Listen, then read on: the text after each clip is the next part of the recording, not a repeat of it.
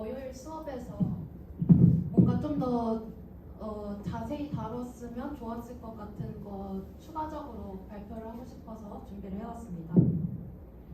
제가 현재 파란학기 프로젝트에서 인공지능하고 저작권 관련돼서 진행을 했어가지고 같이 이에 대해서 학습하고 토론을 나누면 좋을 것 같아서 짧게나마 준비를 해봤습니다.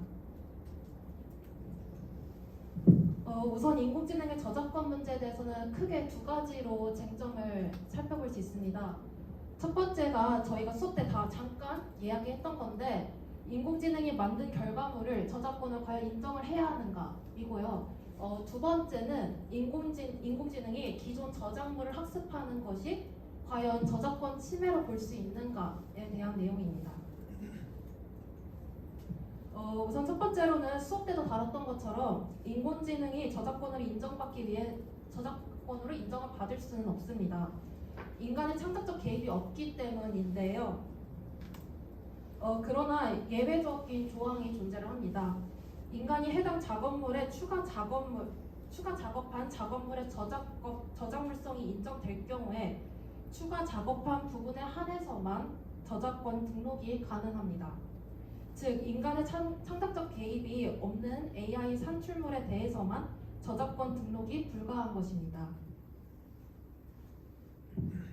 이는 미국 두 사례를 살펴보면 쉽게 파악할 수 있습니다.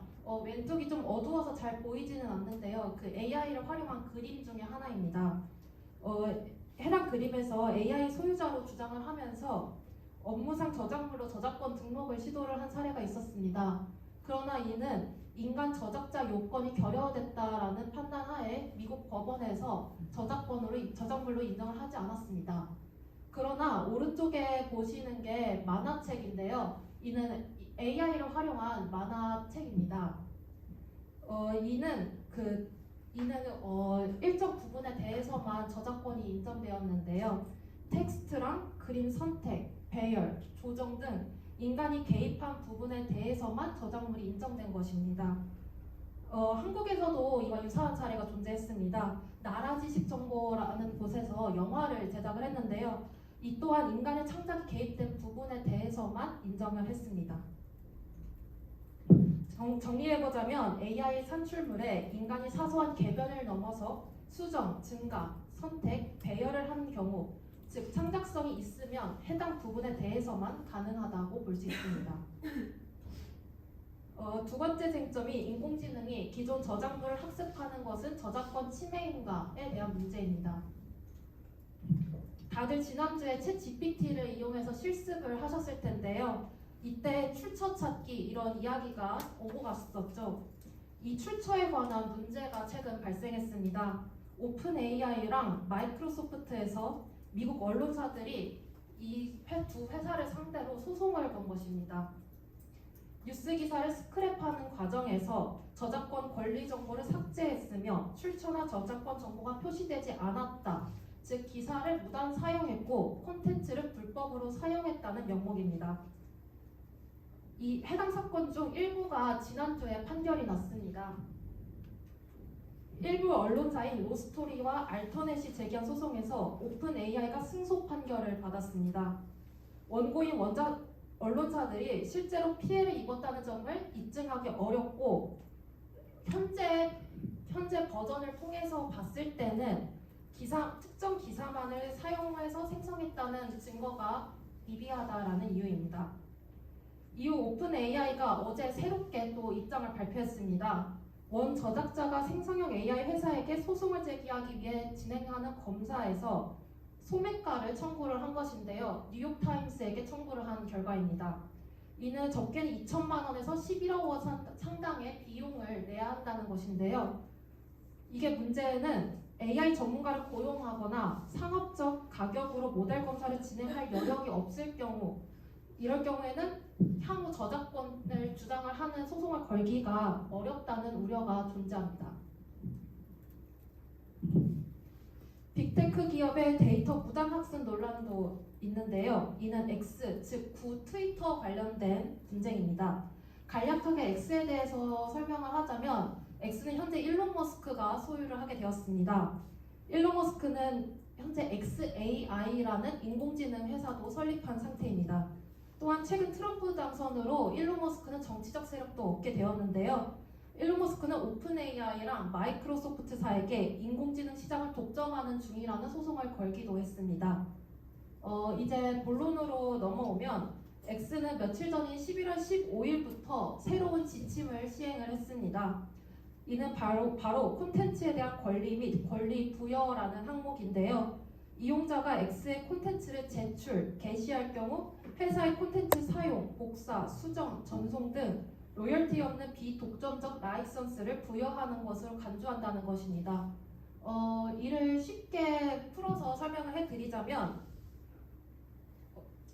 예술인들이 창작물을 X에 많이들 게시를 하게 되는데요. 이를 트위터가 무단으로 동의 없이 XAI 활용을 해도 된다라는 의미입니다.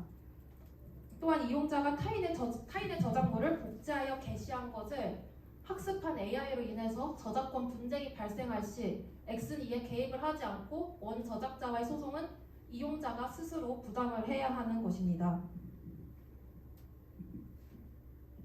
그렇다면 이러한 분쟁이 국내외적으로 지속되고 있는 가운데 규율은 아무것도 존재하지 않는 것은 아닙니다. 이제 막 논의가 진행되고 있긴 하지만 EU에서는 AI 액트라는 법안을 동의를 해서 시행을 하게 되었습니다.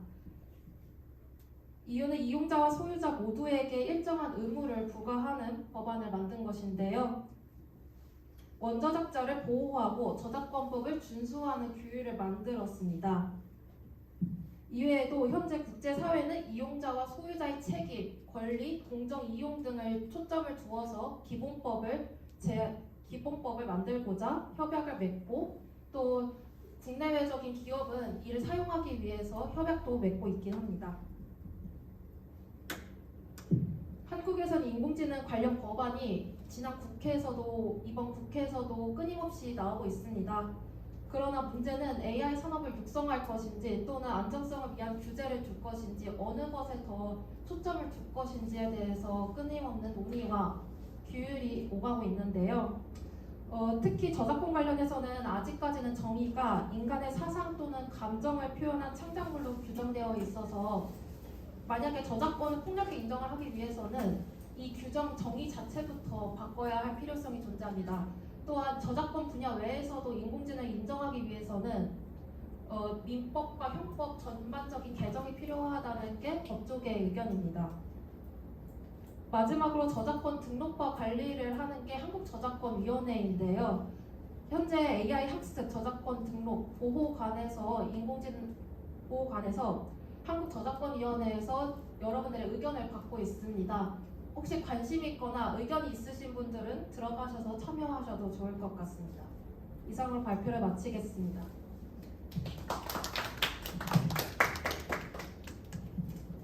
질문 있나요? 질문 있으실까요?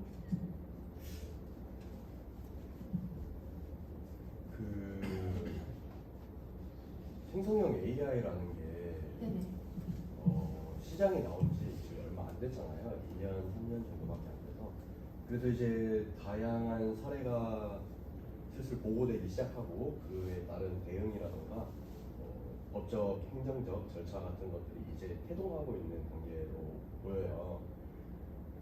그런 면에서 앞으로 그 인공지능 기술이라는 게 막대한 자본이 그렇게 막 많이 들어가야 되는 기술은 아니란 말이에요. 그래서 이전에 다른 전통적인 기술처럼 대기업에 굉장히 강한 자본력이 필요한 기술이 아니다 보니까 스타트업이라던가 중소기업이라던가 당장 우리 많이 사용하는 챗GPT도 오픈 API라는 중견 기업이죠. 아주 막 크진 않은 기업인데 그런 기업이 우리가 사용하는 구글 비서라던가 혹은 시리라던가 이런 제품들보다 훨씬 우리가 자주 사용하고 있듯이 대기업보다 중견기업의 역할이 더 크게 느껴지는 기술 중 또 하나예요. 그러다 보니까 전통적인 기술과 인공지능 관련된 기술에 관련된 규제가 어떤 면에서 다르게 작용할지 어떤 면에서 공통적으로 작용할지 혹시 발표하신 생각이 있으시다면 어떠십니까? 우선 규제 인공지능 관련돼서 규제가 솔직히 한국에 국한돼서 생각을 안 하고 약간 뭔가 전 세계적으로 생각을 해보면 일단 스타트업의 경우 전통적인 기업 말고 스타트업의 경우에는 일단 육성을 일단 규제를 하게 되면 산업에 어쨌든 피해를 보게 되고 그러니까 이런 면에서는 스타트업에 대해서든 아니면 대기업에서든 약간 규제를 좀 더 차등을 두는 약간 그런 것도 있을 수도 있긴 한데 전통적인 기업 전통적인 산업과 달리 인공지능은 약간 윤리적인 부분도 고려를 하고 또 산업도 육성을 하는 방안 이 사이에서 교집합점을 찾아야 되지 않나 이런 생각을 하긴 했었습니다. 알겠습니다. 제가 전통적인 기술에 대해서는 규제가 어떤 식으로 있는지 이런 거에 대해서 알고 있는 지식이 없어서 저도 약간 이과는 아니다 보니까 인공지능 관련돼서 규제를 중점적으로 갔던 것인데 전통적인 기술에 대해서는 혹시 아시는 분이 있으시다면 규제 있나요? 기술 규제 말씀하시죠. 네, 그런 거 전통적인 기술 관련된 규제. 전통적이라면 그 AI 이전 세대 기술들 말씀하시는 거. 정보화 이전의 정보화 기술. 이전의 예를 기술이라고 들어서 한다면 근데 하나 짚어드려야 될 거는 규제라는 게 반드시 어떤 산업을 제한하는 게 목적이 아니에요. 그렇죠. 그건 맞죠. 그래서 그 산업마다 다 달라지는데 저기도 보시는 것처럼 AI 산업 육성이나 안정성 이렇게 나와 있는데 사실 두 개 다 규제거든요. 그래서 육성도 규제. 육성도 규제입니다. 그러니까 좀 대기업의 말 그대로 대기업이나 혹은 AI 산업을 하는 회사한테 어느 정도의 권한을 이임하는 규제가 될 수도 있어요. 그러니까 다른 회사가 그 시장에 들어오지 못하게 벽을 세우는 그런 규제도 충분히 규제라고 보여지는 걸로 저희가 학술적으로 배우거든요. 저 두 개 다 규제인데 그래서 전통적인 산업에서 개도국이 가지는 규제의 특성은 이제 아까 말했듯이 벽을 세우는 거예요. 이제 다른 기업들이 지금 성장 중인 기업에 도전을 하지 못하도록 벽을 세워서 최대한 독점적으로 육성을 할 수 있게끔 만드는 게 개도국의 전통적 기술에 대한 규제. 성장을 할 수 있도록 보호를 해주는. 그리고 유럽 연합이 주로 채택하고 있는 규제는 안정성을 위한 규제의 측면이 조금 더 많아요. 왜냐하면 이미 산업화를 통해서 그런 그 성장 규제는 다 이루어졌기 때문에 최대한 이제 시민들한테 피해를 안 끼치는 그러한 것들, 소비자의 입장에서 바라보는 규제가 조금 더 많아지는 거죠. 그래서 전통적인 건 이렇게 두 개로 나뉠 수 있고 신기술 같은 경우는 아직 논의가 덜 된 느낌이에요. 왜냐하면 이 AI라는 정보라는 것에 대해서 어디까지가 우리 공공을 위한 것인지 그리고 그 어디까지가 이들의 경제적인 그런 것들에 대해서 우리가 보호받아야 될 것인가에 대해서는 아직 논쟁이 좀 있어요. 예를 들면 개인정보 같은 거는 지금 우리가 생각하기에는 반드시 보호받아야 된다라고 주장을 하겠지만 이후에 보면은 그거를 막을 방법이 사실 없을 수도 있어요. 그렇게 보면은 우리 개인정보나 이런 것들은 전체적으로 공공성을 가지니까 정부에서 관리해서 최대한 자유롭게 풀어줘라 라는 느낌으로 변할 수도 있는 거예요. 그래서 저 신기술 같은 경우의 규제는 아직 논의 단계에 있으니까 여러분들의 생각을 그냥 위에다가 계속 전달하면 됩니다. 국회의원이나 시의원이나 이런 분들을 통해서 나는 이 기술에 대해서 어느 정도는 정부가 개입해야 되고 어느 정도는 시장에 맡겨야 된다 라고 생각하는 거를 여러분들이 그냥 전달을 하면은 그게 모여서 규제가 되는 거예요. 그렇게 생각하시면 법안이 우리나라의 경우에는 뭐 금지를 하는 법률이 법안이 존재를 하지 않으면 그건 일단 되는 걸로 봐서 현재적으로는 이게 금지를 하는 법안이 있어야지 해당 법안이 규제가 이루어지는 거고 또 아까 말씀해 주셨다시피 이게 현재 이제 만들어 나가고 있는 단계고 아직 기본법 자체도 존재하지 않으니까 한국에서는 이를 많이 언급을 하고 의견이 있으면 게시를 해야지 이게 더 나은 법안이 만들어지는 길이라고 생각을 합니다.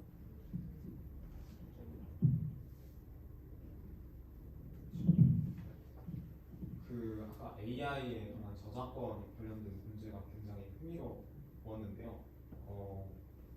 그 AI가 제작한 영상이나 어떤 작품에 있어서 이것이 진짜 AI가 만든 건지 아니면은 사람이 만든 건지를 확인하기 위해서 투명성을 제시해서 제가 만든 어떤 학습한 데이터들을 모두 공개하는 과정이 있어야지 이제 인정이 된다라는 부분이 있었는데 저는 약간 이 부분이 약간 개인적인 작품의 노하우가 어떻게 담겨 있는 부분이기 때문에 노출을 하면 굉장히 위험해질 수 있다고 생각이 들었거든요.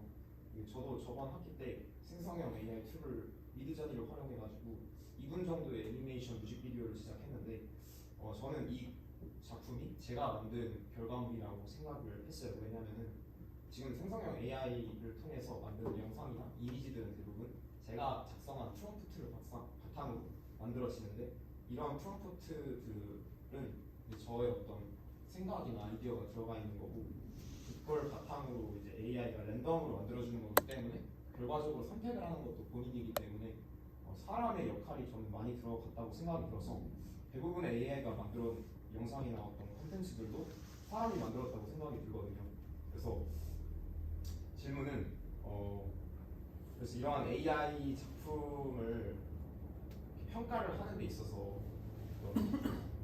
프롬프트나 이런 걸 노출시키는 것이 위험할 것 같은데 투명한 정보성을 제공하는 것을 해야 하는 게 맞는지가 궁금합니다.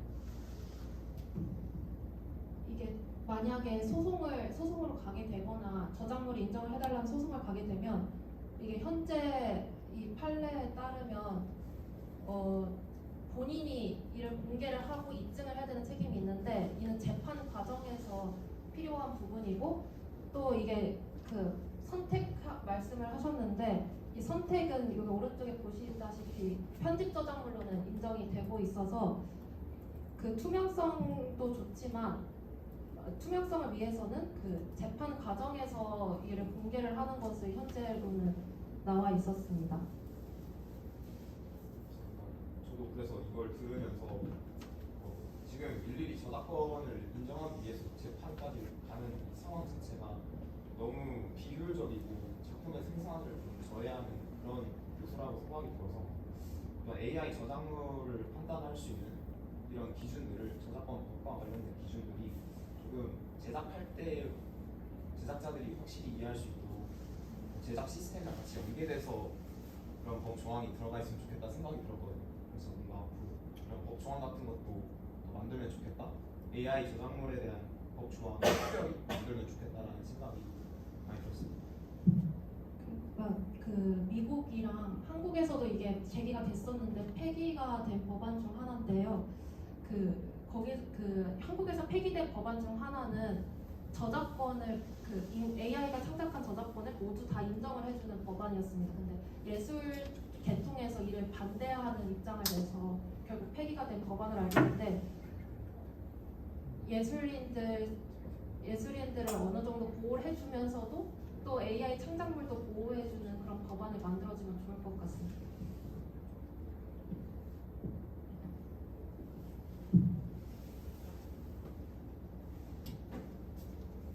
그 인공지능 규제 관련해서 다양한 법안들이 만들어지고 있을 것 같은데 발표자분이 생각하시는 해결돼야 하는 가장 우선적인 문제가 뭘지 궁금해요. 가장 크게는 우선 아까 이웃 사례를 보여드렸는데 약간 그 기본법이 일단 가장 첫 번째로 필요하다고 생각이 들었고요.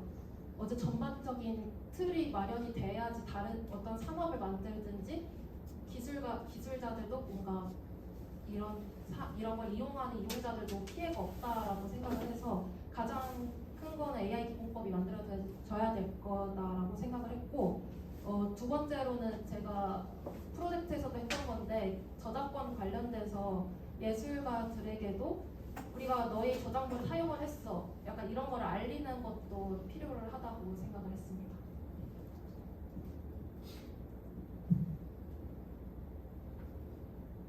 혹시 뭐 더 질문 사항이나 아니면 같이 이야기 나눠보고 싶은 게 있으신 분 있나요? 지금 저희도 각자 다 생각이 다르겠지만 그냥 혹시 과에서 AI 관련된 법안 같은 거 따로 배우신 게 있나요? 아니면 다른 학기 때만 학습을 하시는 거예요?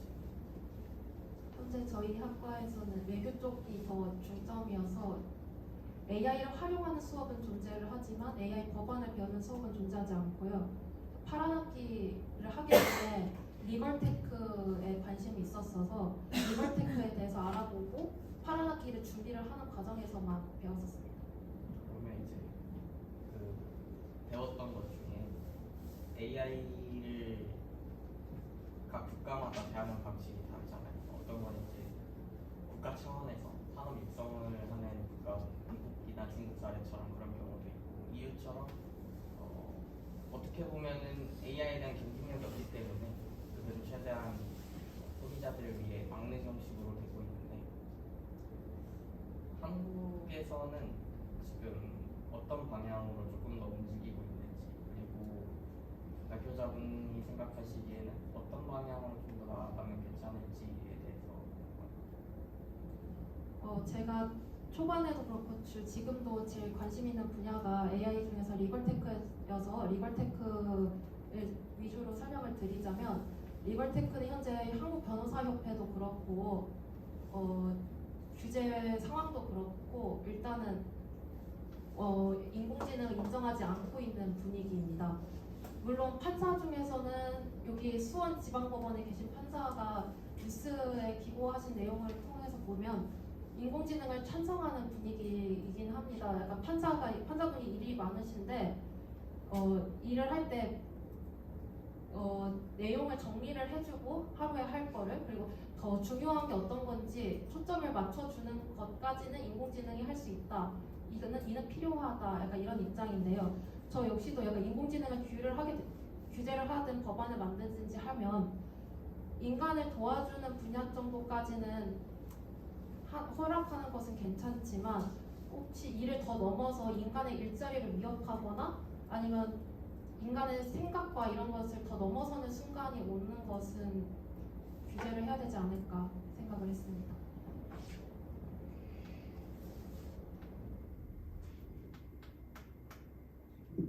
혹시 있으신가요? 사실 인간의 생각이 넘어선 범위는 이미 있다라고 보여지거든요. 어떻게 보면은 인간이 상상할 수 없을 정도의 광대한 양을 그들이 이제 AI들이 습득을 하고 그거에 대해서 이제 연결을 해서 말을 하는 거니까 어떻게 보면은 인간이 사유하는 것보다 조금 더 넓은 범위에서 그들이 사유를 하고 있다라고 저는 보여지고 있어서 법률 기술, 리걸 테크 같은 것들은 제가 잘 모르는데 그런 것들을 한번 생각해 보면은 저는 그런 기술에 대해서는 찬성하는 편입니다.